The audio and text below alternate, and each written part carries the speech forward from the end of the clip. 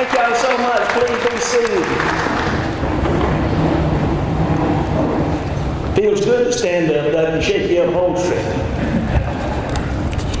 Lord, thank you so much for that warm introduction, and thank you for sponsoring tonight's event. We really appreciate it. It's an honor for us in Alabama to host the TVC, and we're just glad you're here. And thank you. It's an honor for me to be able to share some thoughts with you tonight. Each of you, each one of you is certainly to be commended for your commitment to making the Tennessee Valley Corridor a destination for science and technology, jobs, and for investments. To Steve Cope, who serves as the chairman of the TVC Board of Directors and former mayor of our neighbor town in Tullahoma, Tennessee, we want to thank you for all that you do. And Mayor, I want to thank you and your community leaders for ensuring that growth continues in this area of Huntsville, and that Huntsville continues to be a magnet for STEM jobs for the years and years to come. Folks, I grew up in Wilcox County, a very rural county in South Alabama, in a little town called Camden. It's in the heart of the Black Belt region. And I remember many times growing up, my parents would depend on our neighbors, and they on us. Sugar here, maybe some butter, maybe some milk. But neighbors depended on each other, and neighbors are more than friends. Neighbors are those people that we can count on, that we depend on, with whom we can work to accomplish a common goal. And so tonight, on behalf of the people of Alabama, I welcome you as our neighbors. Whether you hail from Kentucky or Virginia or North Carolina or Tennessee, we are proud to have you as neighbors here in Alabama.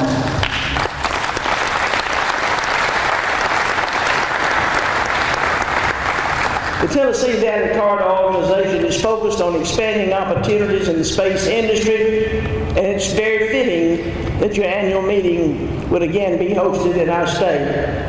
Alabama is known for its many accomplishments in the area of aerospace, and you've always been on the forefront of innovation with aerospace technology.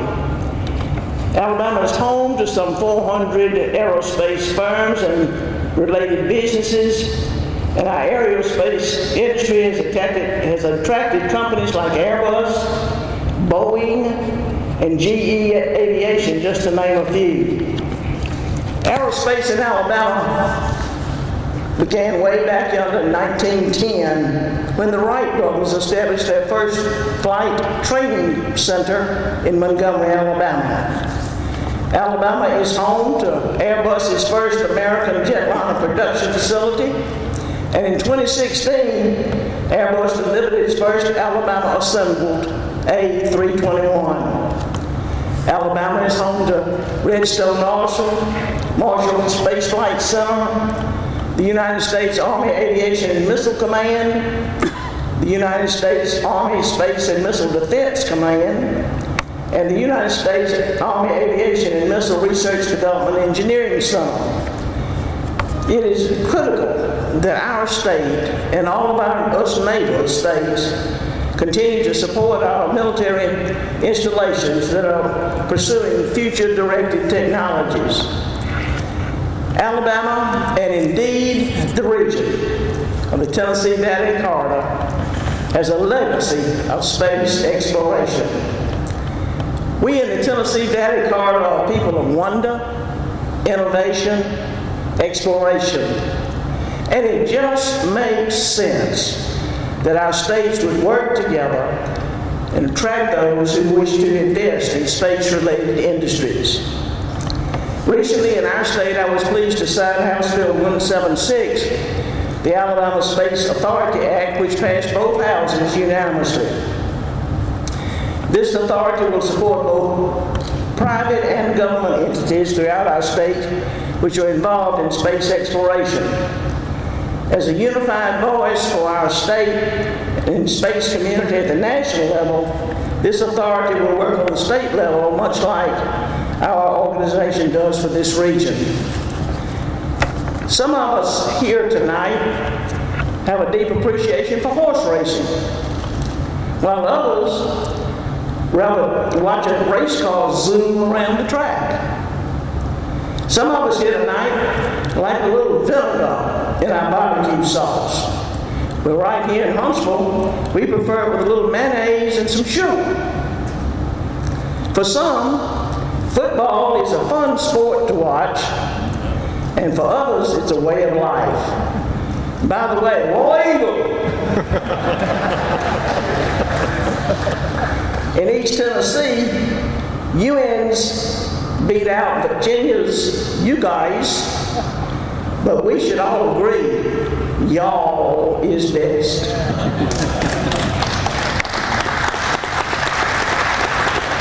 For most of y'all, it's banana pudding. For those of us from South Alabama, it's nana pudding. But yet, regardless of our differences, we have a common factor that is very important. We all live in the Tennessee Valley corridor, and an investment in one community helps every other community. No matter where we live, we must be united to work together to bring good jobs to our region. An investment in Alabama may create a larger neighborhood in Tennessee. A new business in eastern Kentucky may create more spending by those traveling through the western part of the state of Virginia. And a student educated in North Carolina could land her first job right here in Huntsville in the high-tech sector. We have a common bond that unites us. Aerospace products and parts manufacturing employed more than 12,300 people in 2015 here in Alabama, while more than $867 million in aerospace equipment and parts were exported from our state. And also in 2015, we had $8.4 billion in Department of Defense contracts. But to keep this kind of investment coming to our state and to our region, we must all join in supporting an increase in education in the STEM subjects. I clearly understand that businesses which are looking to make investments and to grow in the space arena, they need STEM-trained workers. One of the most successful events that has occurred in Alabama since I was elected in 2010, and the Conservatives took over a majority in both the House and the Senate. The most important thing that has happened in that time, in my opinion, is the fact that business is now working closely with education, and business is clearly at the table when education policy is being discussed. We now know that businesses' needs for their employees are paramount, and this is a great step forward in our state that business is definitely at the table with education. As government and business leaders, we must collectively commit to doing all we can to improve access to science, technology, engineering, and math education. And as just the second female governor of our great state in Alabama, I hope especially that you will join me in encouraging young women to go forward with STEM education.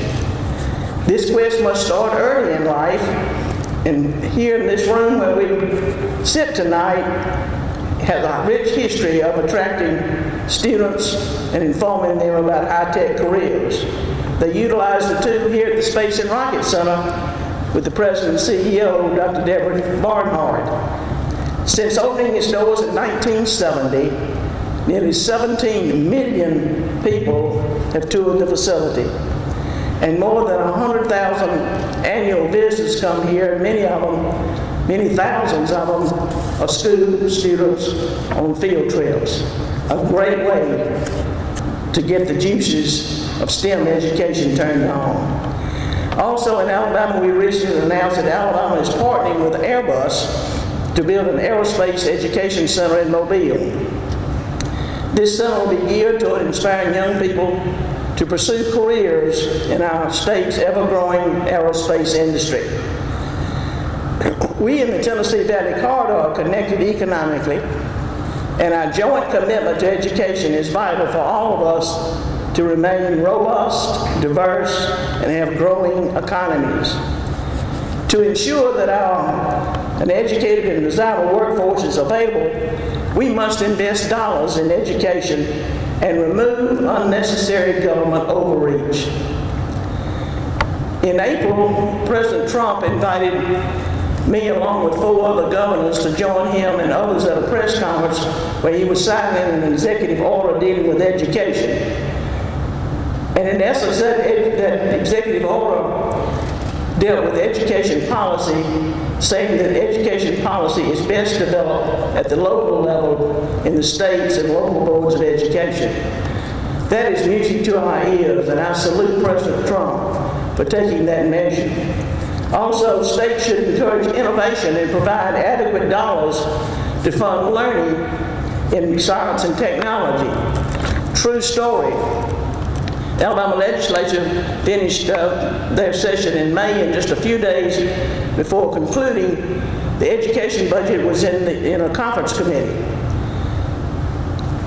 I was made aware, for the first time that I'd known it, that several hundred of the teachers in Alabama in math and science were not certified in either of those fields. They lacked some credits, but yet they were still teaching math and science. So I shared that information with one of the senators who was on the conference committee, Senator Arthur Orr from over here in Morgan County. He carried the ball, and we got $375 million inserted into the education budget the final days of the legislative session. And that $375 million for this first year will pay for some scholarships for those juniors and senior students who are in college trying to become a math and science teacher. And some of them will also provide scholarships for those current teachers who need to get certified. The program is designed to continue for 6 years, and so the numbers, both in the amount of dollars needed and the number of students, will be increased. But that's just a real live example of how we need to put our money to be sure that we are training in the STEM subjects. Education and a skilled workforce are indeed economic development topics. And for us in Alabama, our goal is to have our people well trained, well educated, and ready to go to work. To have a 21st century workforce, we've got to have a 21st century education system. And by the way, folks, we have excellent programs at our colleges and universities, and we'd love for you young people to come and join us. Just tell them that Kay sent you. Just tell them Kay said, come on. In all seriousness, if we want to attract space-related investments to our corridor, we must first make the corridor an incubator for STEM instruction. And neighbors, if we are committed to working together, then surely we will be the preferred choice for space-related investment. I told you earlier about my memories of giving and receiving from our neighbors back in Camden, Alabama. I also remember watching our neighbors' children grow up and leave our small town never to return. Tonight, let us resolve collectively, let us resolve as a region that we will do everything we can to keep our young people here in the Tennessee Valley Corridor by attracting good jobs, high-paying jobs, by supporting our military installations, and working together to grow our economies. Thank you all so much for coming to Alabama. I hope you'll stay a little while. Enjoy some of our food. Try our iced tea. Visit our mountains, our caves, our lakes, and even the Gulf beaches. But most of all, get to know, spend some time with our people. After all, we are your neighbors. And may God bless each of you, your home state, and these United States of America. Thank you.